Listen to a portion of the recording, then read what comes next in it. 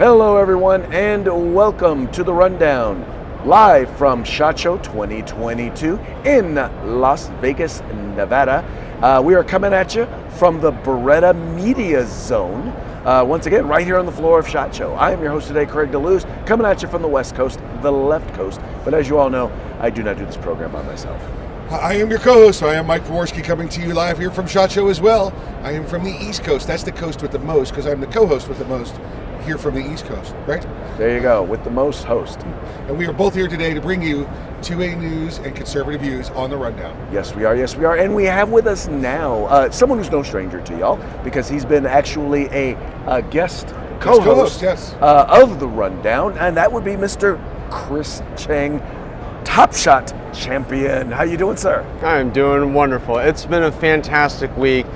It's been so refreshing just to be here on the SHOT Show floor and getting a little bit back to some semblance of normalcy. Normalcy at SHOT Show, or just normal for the world for what SHOT Show is. SHOT Show's not normal. Both things. Well, one thing that's been so cool about this year's SHOT Show has been this expansion right into the Caesars Forum space. And in years past, it's been so hard, especially for new entrants right into the firearms industry, right, to have a booth and a presence here at SHOT Show. But the Caesars expansion it's gorgeous, well done, and it's actually it's been well attended, both on the exhibitor side and on the attendee side, which has been really fun to see.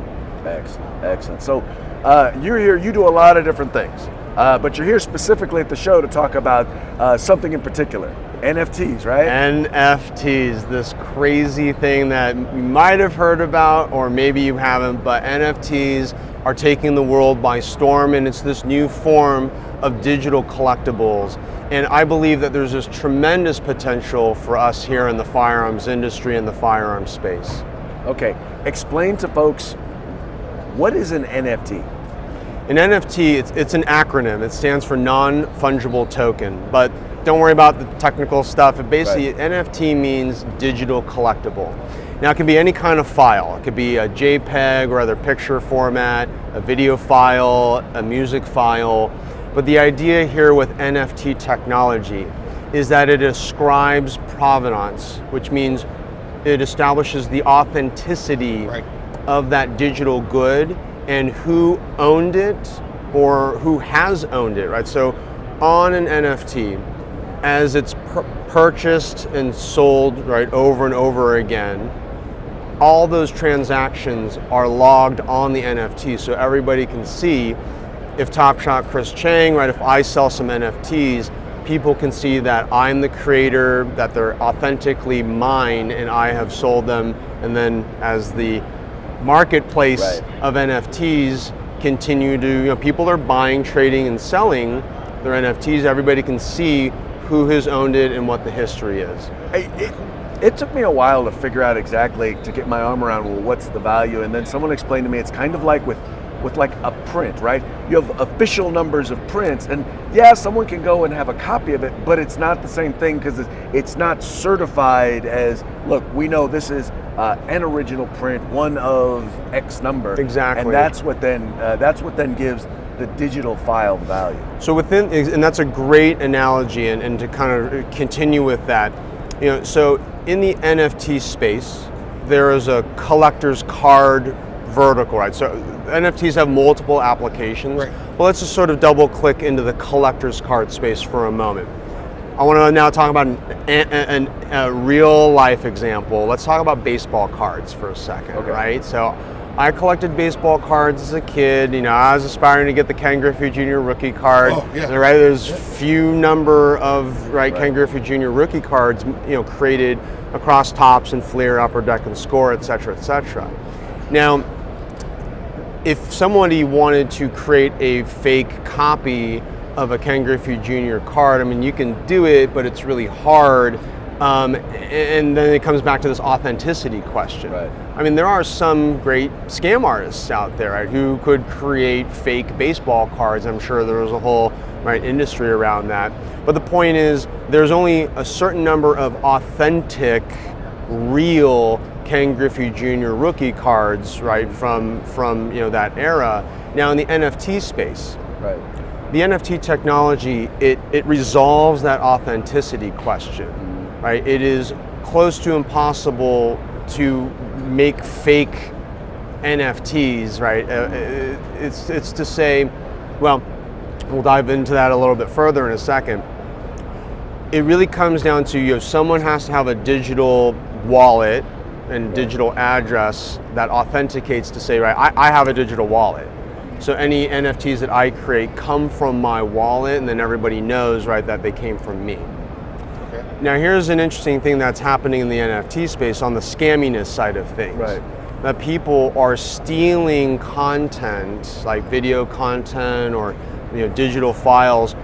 They're manipulating them in whatever way, right? Cutting video footage, or maybe they're making it a meme, Right. and they're trying to sell it, or they are selling it as an NFT, but they don't necessarily have the licensing rights or the permission from the content creator to do that. So you might have seen, right, there's a lot of scammers out there in the NFT space, but what's happening is you have entities and brands like the NBA, right? The NBA is selling their own brand of NFTs in the form of 15-second video clips. Right. Right, the NFT marketplace for the NBA has sold over $1 billion worth of NFTs in 18 months. Right. And what this is, to get more specific, right, the NBA NFTs are 15-second video clips of these amazing moments that happen in all these games. Right. So it's a slam dunk that everyone's like, that was like, he crushed it. Now what they're doing is they're running the TV footage of that slam dunk, and it's 5 seconds from camera angle 1, 5 seconds from camera angle 2, 5 seconds from camera angle 3, and it's that same slam dunk over and over and over in very quick succession. Right.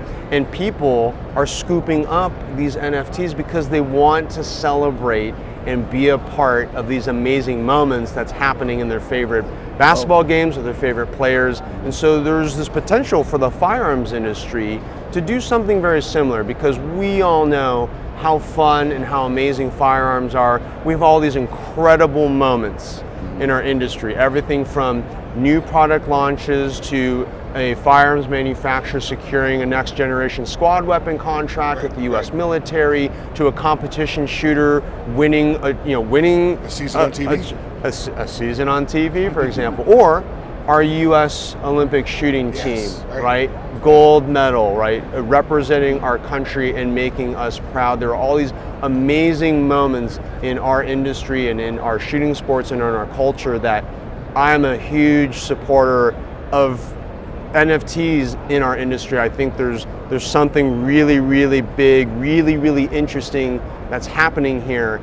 And we as an industry need to pay attention, understand what's going on, because I'll be the first to admit this whole NFT stuff is very confusing at first, but once you get it, you get it. Well, let me ask you that now. We just it gives some great examples, whether it's the Olympian winning the medal, or the release of a new product. How does that translate into an NFT? How does that become the digital token for? So I could see recording it, I could see watching it, but how does somebody get to claim ownership of it and then sell it or put it on the market for somebody else to own? So there are these NFT marketplaces that currently exist where anybody can take content, mint it as an NFT, and then go sell it. Okay. Right? So you've got websites like OpenSea, like the water of the ocean.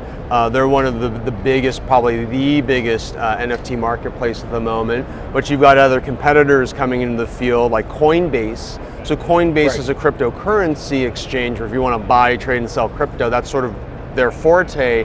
However, they're creating an NFT marketplace as well. So this is it's like any kind of creator's marketplace.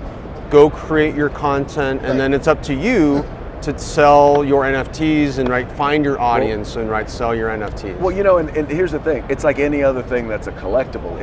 It has value because people want it. If it doesn't have value, if people don't want it, then it will not have value. And what NFTs have demonstrated, which to some people it just doesn't, it's hard to get your hand around, but it has value. People want it. People are buying it. And by the way, you said that a lot of people are buying it because they want to have it, you want to celebrate. Some people are buying it as an investment. Yep, absolutely. Because they know that if they buy it, they can turn around and sell it.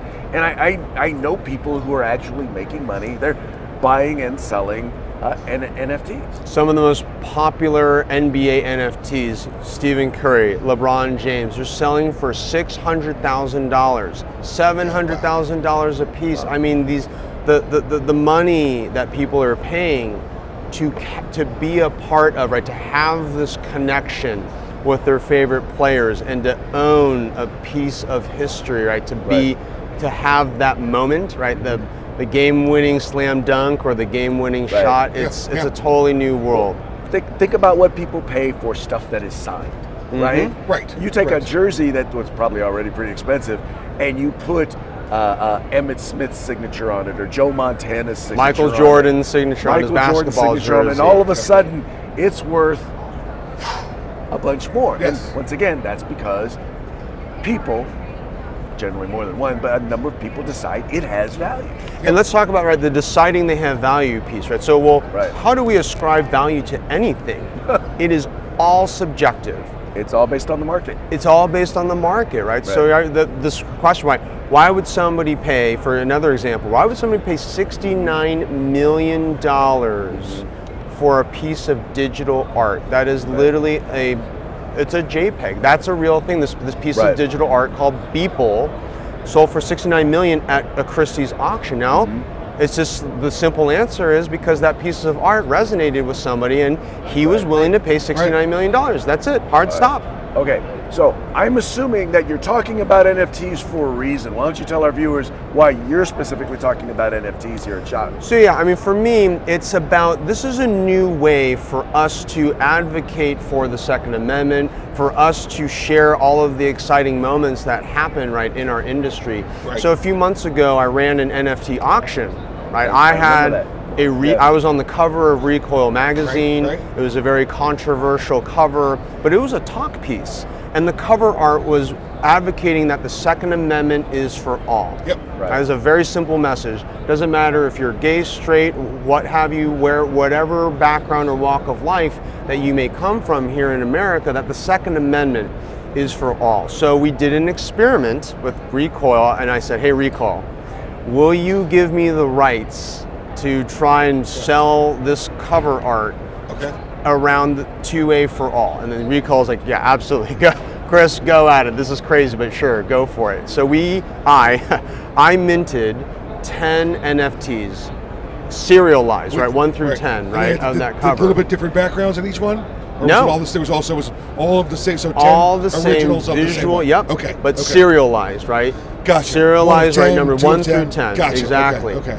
So the end result of it was a 5-day auction. Right. And the whole storyline was, right, this cover art, which is very provocative and evocative, and people had a connection to seeing me with a distressed American flag T-shirt in LGBT colors. I have an AR-10 with an amazing IR scope, on this gun. And I raised $31,000, right, through the sale of those 10 NFTs. Wow. Yeah. And now those 10 owners, they own a piece of art. And what are they talking about? Why did they buy it? Because they believe that the Second Amendment is for everybody. This is a way. This is a new way for us to talk about guns, to talk about gun culture, to talk about the Second Amendment. And I'm not shooting guns in this cover. I'm literally standing there, right, just with an unloaded rifle. But people are talking about the cover, talking about that the Second Amendment is for everyone. And I made $31,000. I generated it out of nowhere, and these are JPEG files that are now living on the blockchain, though, in perpetuity forever and ever. Now, some people are going to sit on those NFTs, and maybe they'll sit on them forever and ever. But at some point, maybe 10 years from now, when NFTs hopefully are ubiquitous here in the firearms industry, that those are the first 10 NFTs in the firearms industry for cover art. That's going to be worth something. The number one bidder, right, who owns serial number 1 of the Recoil cover with me, he spent $10,000. So right away, that serial number 1 of the NFT is now worth $10,000. Wow. Because why? Because somebody paid it. This is literally that simple. Yeah. Wow. Well, that's phenomenal. How can folks follow you, the work you're doing, and if you plan on doing anything additional with NFTs? Yeah, so a lot of my NFT writings is on Medium. So if you're on medium.com, you can follow my writings there. And then my handle's at Top Shot Chris on all your typical social media sites. Instagram is probably where I'm most active. So yeah, at Top Shot Chris on all the social media places. Excellent. Thanks for sitting down with us. Phenomenal as always. Yeah, listen. We've talked before, and we've talked NFTs, and I thought I had it figured out, and I realized I didn't, but now I do again. Keep at it. Yeah. Final word is this is confusing. I'll be the first to admit it. It took me 15 times of hearing this explained to me before I even began to understand what this is all about. So. Don't be frustrated. It is confusing, but once you get it, you get it. And again, I believe that NFTs are going to have a tremendously positive impact for us here in the firearms industry. And I see how. So yeah, that's good. Excellent. Sir, thank you so very much for. Thanks again, guys, for having me. Thank you, Chris. As we tell all of our guests, we hope that you have a fun and prosperous 2022 SHOT Show. Thank you much. All right, take care. All right, folks, well, hey, that's going to be it for this interview. We appreciate you guys tuning in. We appreciate you liking and sharing, telling your friends about the rundown. We will be back with more interviews from SHOT Show 2022. We'll at you again real soon.